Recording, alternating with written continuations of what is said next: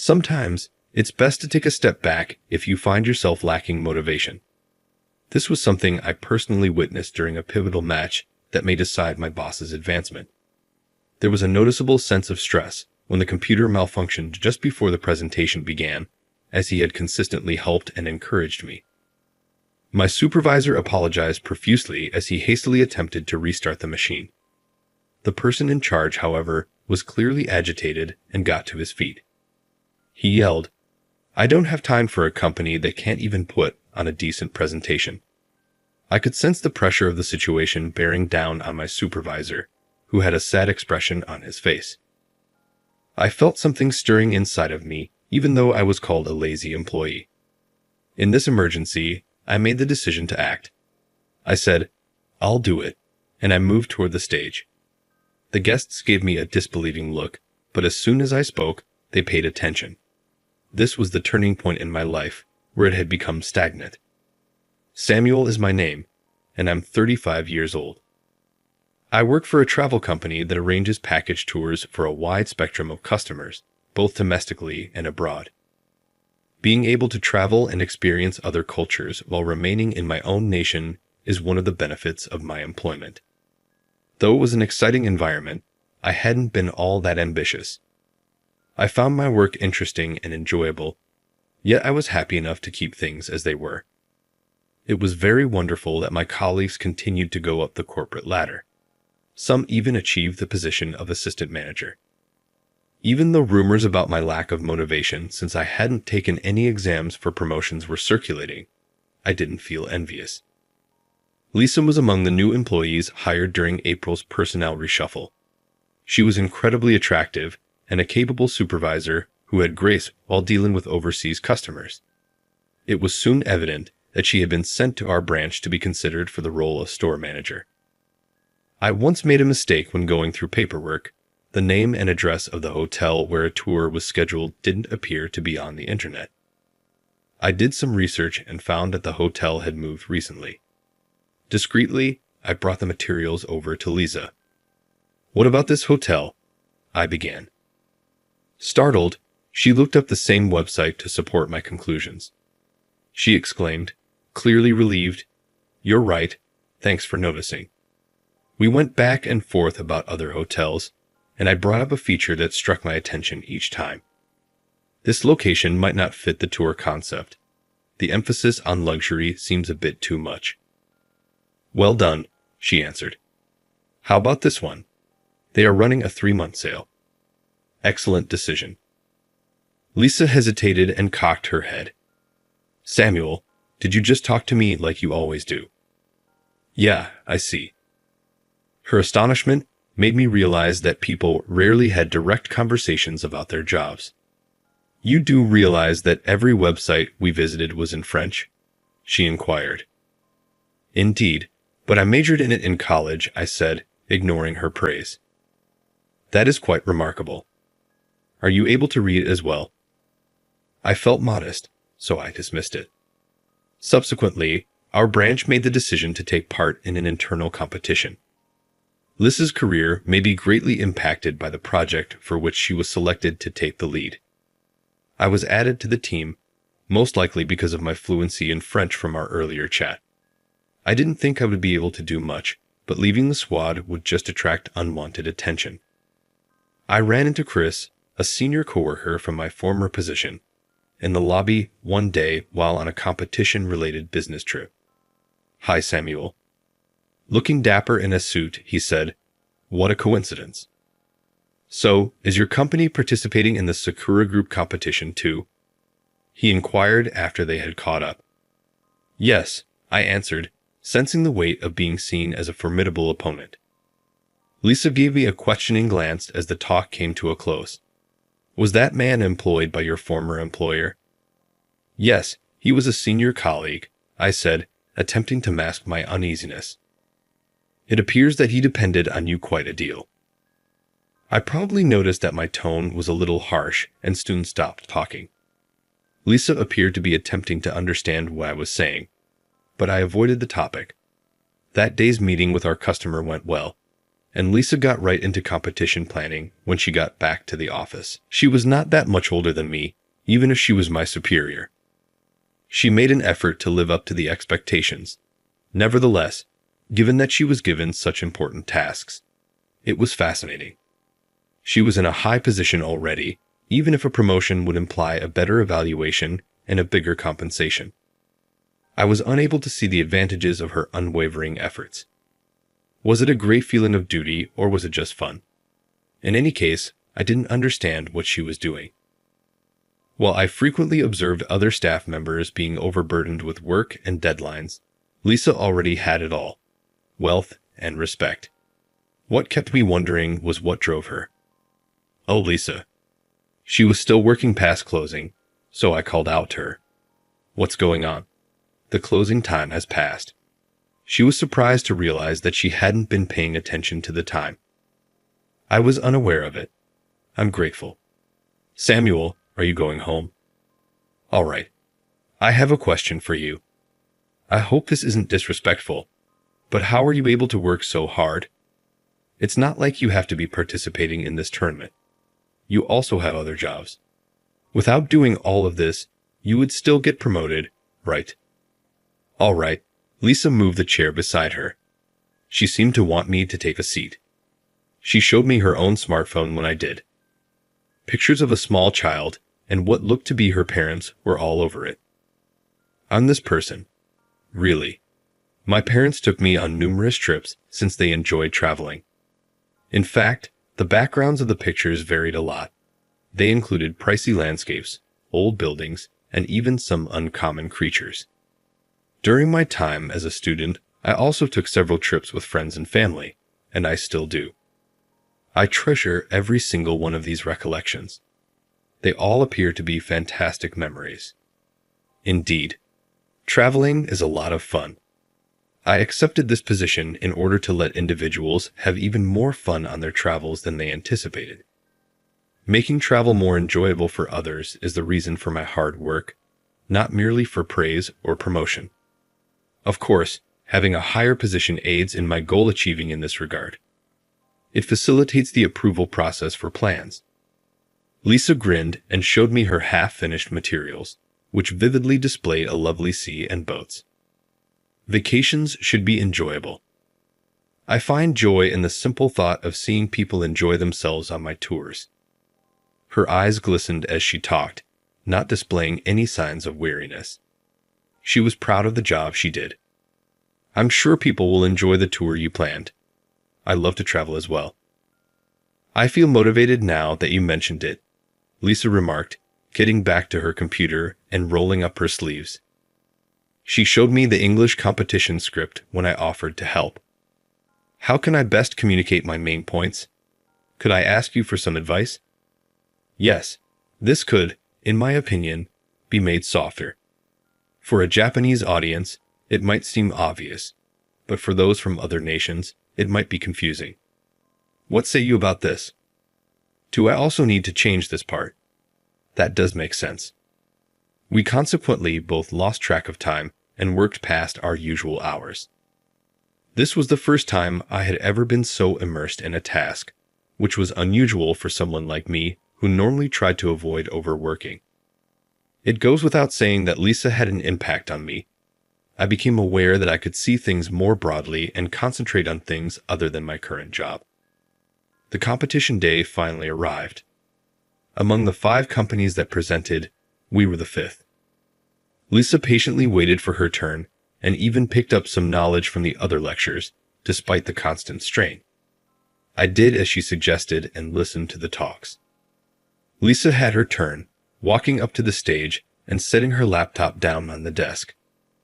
Even after a minute, nothing happened as we waited for our company's emblem to show on the white screen.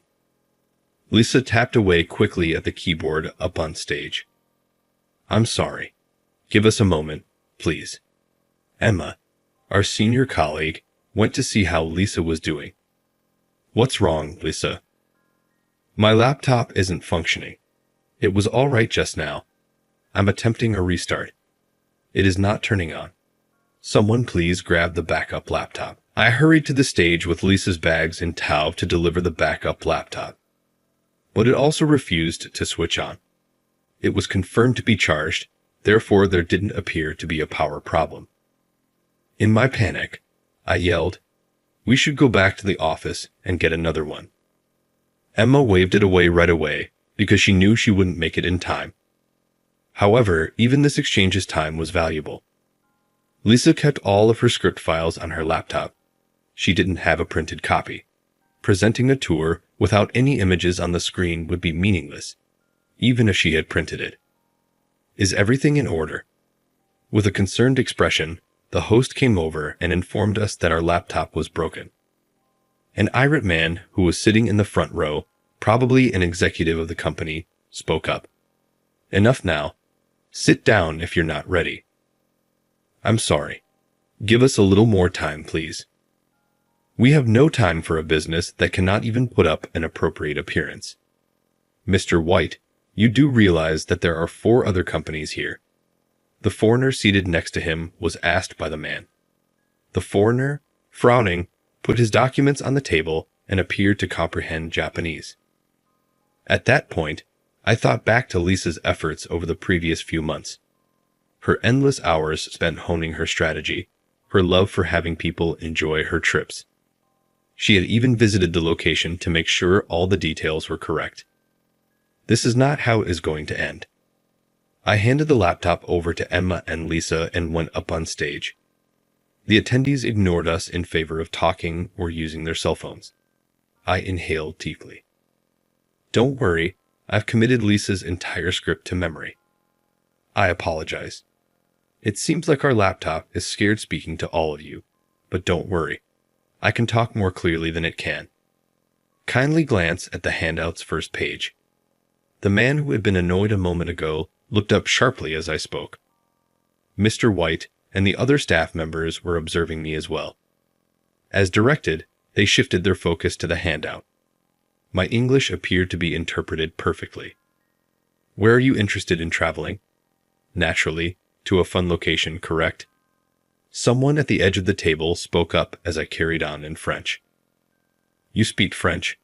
"In French," I answered. "Yes, but it's very basic." "But how's that for some Japanese humility?" "Excellent. I'm happy. Perhaps I ought to think about conducting tours as well." "That would be great." The non-French speaking individuals appeared perplexed.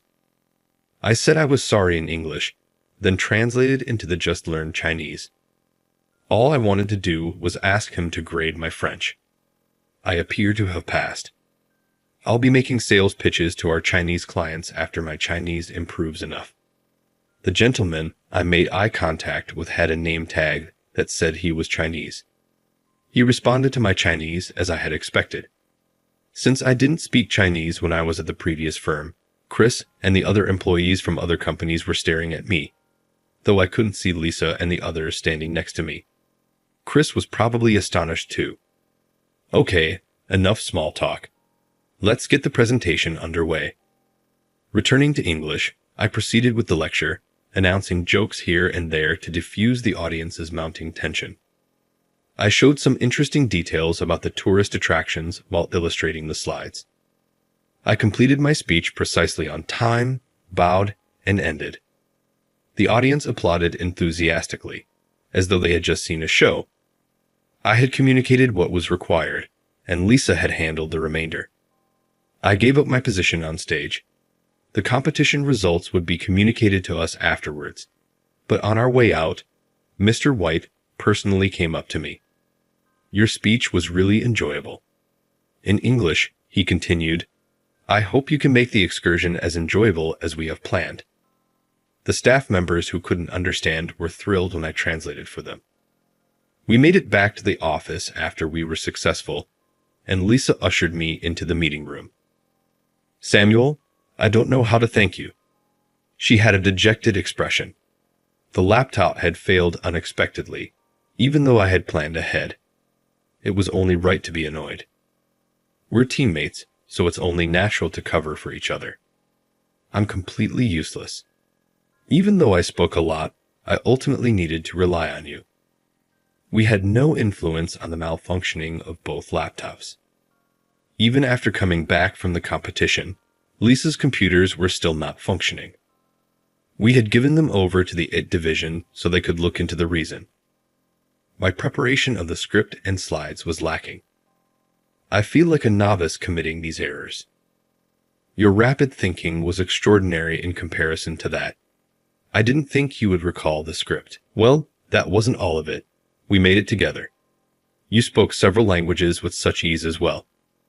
I was unaware that you were fluent in French. Yes, you were my go-to person for this competition.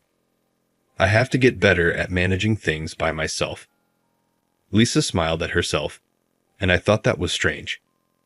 Aren't you going to say let's keep working together? What do you mean? I mean, not to boast, but if you utilize me well, we might win future competitions too. That wouldn't mean anything, Lisa said firmly. If I don't win the competition on my own merits, how can I confidently provide tours?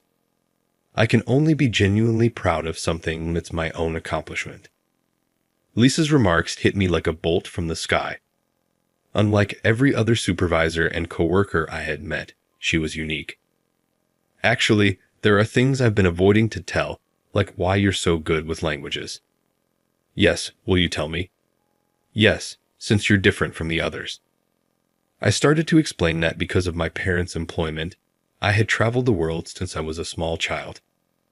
Since English was spoken in the majority of the countries, Japanese and English played equal roles in my life. I was surprised that none of the children my age could speak English fluently when my parents' job finally settled down and we relocated to Japan permanently.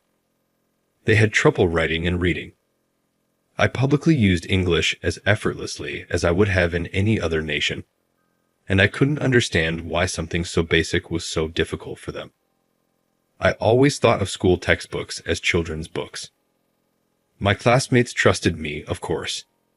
Before exams, they asked for study advice and assistance with their homework. When I was younger, I delightedly assisted them and liked imparting my knowledge. I eventually learned to accept being someone else's tool. Not until I was a college student and working on a group project for my French degree did I realize something wasn't right. I was given all the duties by the group, including leadership, material creation, and even the presentation. They all responded to my questions about why I had to do everything with the same response. Because Jayan can speak English. They didn't see English and French as being different from one another, which surprised me. They held that proficiency in all languages was innate for anyone who could speak English. Despite the fact that we were taking a language skills course, they went for the quick fix in order to earn high marks. Because of this, the team as a whole enjoyed our successes equally, and my contributions also benefited others. That's when I understood I was being duped. Nevertheless, I felt it was more effective for me to be in control because it was only a student project and not particularly challenging. I obtained a job at a travel agency there. I was respected as a trilingual speaker of Japanese, English, and French at that point, as I had also studied French. I was initially really excited to put my skills to use and had a lot of work, but that didn't last long. About a year after I arrived, my immediate senior, Chris, made a task request.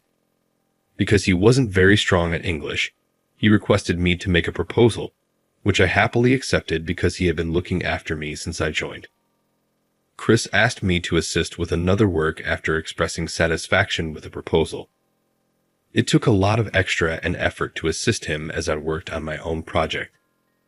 However, the satisfaction of having our project accepted and developed into a working product was unmatched, so I ignored my complaints and carried on with my task. A year later, the situation deteriorated. I was still working under Chris, who had been elevated to section chief, when I could finally look at the company as a whole. I made the decision to use older documents as reference materials when I was assigned an increasing number of jobs. When I saw the approved project proposals, I was astounded. Chris's name was the only one on the report for a project that I had completed roughly 90% by myself. Before I joined, I had heard that his performance wasn't so great. I couldn't believe it when I looked through more proposals and paperwork and discovered that Chris's name had been substituted for mine everywhere. Chris was in fact the project leader because he was the one who sent our employer the final documentation. All of the research, ideas, and proposals, however, belonged to me. Furthermore, Chris was unable to produce the English paperwork. I searched for Chris, deciding to face him. I caught him chatting with our department boss, Alex, in the smoking section when he was away from his desk. "Chris, the Paris tour you submitted this morning was great," Alex replied.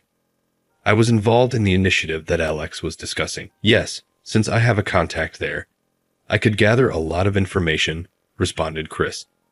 He said just what I had said. My father's coworker, who was a big help to me when I was growing up, provided feedback for that tour. I couldn't resist saying, "Excuse me," and I moved in front of them. Chris appeared a little rattled, but he soon collected himself. "Hey Samuel, how are you? Do you also want to smoke here?" "No. I want to ask Chris a question. I understand that the initiative you were just discussing, the Paris tour, was my idea." "Yes, Jan was a big help. I appreciate that." "Assisted? That's putting it mildly. It went much beyond that." However, Alex nodded in agreement with what Chris had said. "Chris's guidance has been invaluable." "Is that accurate? Don't give me too much credit. I'll become conceited," a beaming Chris warned. I was able to break up their cordial conversation. Not just that, but the Hokkaido tour last time and the North America plan before that. Those were my projects too. "That's not the right attitude," Alex abruptly corrected me. "One does not work alone. When we operate as a team, we obtain results. It's not admirable to try to claim all the credit." I was taken aback by what Alex said. Was this something he said without any knowledge? But as a result of those fruitful endeavors, Chris received a promotion. He is the manager, so he is being recognized for leading the team, Alex said. "You should learn from Chris and not be so self-centered." I couldn't express how stunned I was. No, I didn't want to elaborate further. No matter how hard I worked, I would always be used for their own gain when I worked for superiors like them. My accomplishments would be absorbed into the admiration of others. When my mistrust of the people depending on me and the evaluators reached its zenith, I left that firm in less than a month. Fortunately, I was able to find a new job quickly because of my language skills. I work for the company right now. They wouldn't be able to take credit for my accomplishments in this organization. Naturally, I didn't put my all into my work, and I didn't reveal my language abilities. I reasoned that it would be useless to put in a lot of effort if it would just benefit someone else. However, after seeing Lisa, I understood how satisfying it is to have my work acknowledged. I used to want to work in a field that brought happiness to people, but somewhere along the road, I developed a selfish agenda. It was the appropriate choice for you to leave that organization. Of course, having fun at work is important, but it's normal to lose motivation if your efforts aren't properly recognized. Lisa stated with a hint of anger in her voice that although Alex is a bad assessor, I'm partly to blame. Things may not have gone that way if I had spoken with them more effectively. You can use that reflection in this situation. Nobody in this room will take credit from you while I'm here. How comforting that sentence is. To be honest, I had fun getting ready for this tournament. It was motivating to see how hard you worked. That makes me very happy to hear. Samuel, as your manager, you are no longer need to repress your emotions. Never hesitate to speak up. Follow your desires. Lisa's phone rang at that very moment. As she took her phone out of her pocket, she remarked, "Pardon me for a moment. This is Mayam Tours, Lisa." "True. How come?" "Really? I'll be there immediately." Lisa quickly got off the phone and swept out of the conference room, grabbing my arm in the process. What happened? They identified the root of the computer issue. We must return to the competition site. Was the problem at the venue? More like with the participants. On the way, I heard something startling. It was discovered that Chris was the root of Lisa's computer problems. He had positioned a strong magnet beneath the desk after his presentation, which broke the equipment. As he'd attempted to recover it, a Sakura Group employee noticed him. It was a totally different setting in the conference room when Lisa and I arrived. There was Chris, looking sad, with others from the Sakura Group and my previous boss at the company. An official came over to us and gave us the rundown. Chris had admitted to undermining us after being discovered. After his supervisor was contacted, the circumstances were re-explained. Lisa pointed to Chris and the others and stated, "This is where we were. Is it true? It's Junk's fault. His meekness was gone. Because he betrayed us and left the company, my efficiency dropped. Our performance stagnated, and his departure caused so much trouble," he cried, pointing at me. "Without you, we would have taken first place in this tournament. So you sabotaged John out of fear of his abilities." Lisa spoke, a hint of rage in her voice. I was unfamiliar with the term. Is it satisfying to stomp on other people's hard work? Given how often you've done it, perhaps you don't even give a damn. What do you even know about me? I'm aware enough to recognize that without John, nothing will get done. You claimed ownership of his labor. Here, who is the true betrayer? John was an employee of mine. I refuse to claim credit. Isn't what you did proof enough? Lisa gave Chris's manager her business card. This is my identity. Please bear in mind that I anticipate we will appear in court. Judge, how do you mean? It's clear. If someone were to meddle in our company affairs and do harm to our property, a lawsuit would be inevitable. Nobody could argue with her since her statements were so reasonable. It ultimately resulted in a civil case. Chris was fired for breaking several rules of behavior. He is not going to be able to get another employment while the trial is going on. I don't think he will be able to readily reintegrate into society even after the trial. Anticipatedly, I learned via rumors that Chris is currently leading a modest life and heavily indebted. However, Lisa was promoted as a result of her competition performance and her prior accomplishments. In addition, I received a promotion in recognition of my noteworthy efforts. As expected, my language abilities were discovered, and we were both given abroad assignments. Lisa smiled and remarked, "Researching on-site will be so much easier." We are currently sharing a home in our new assignment. I have a great deal of respect for Lisa now that she has drastically altered my life. I've grown to have feelings for her as a lady over time. She added that my commitment drew her in. I used to believe that effort was useless, but certain people understand it well. I regret not being more forthcoming and holding preconceptions, but I lacked the bravery. I promise to be more trustworthy going forward and make an effort to evaluate my subordinates fairly. At this company, I'm sure things